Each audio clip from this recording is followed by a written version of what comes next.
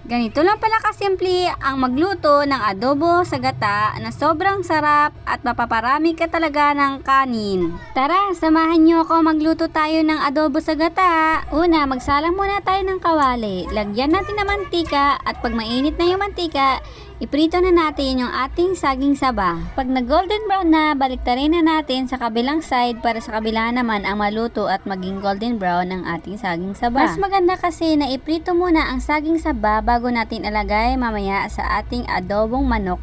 Mas masarap siya kasi at hindi siya durog-durog. At pagluto na, tanggalin na natin sa kawali. At sa parehang kawali, iginisa ko na ang luya. Inuuna ko po lagi ang luya sa pagigisa kasi para lumabas ang kanyang aroma at mag golden brown ito. At isinunod ko na rin yung bawang. Isutay ko lang ng mabuti hanggang sa ito ay mag golden brown at isunod ko na ang aking white onion. Igisa-gisa na ng saglit hanggang sa mag golden brown na ang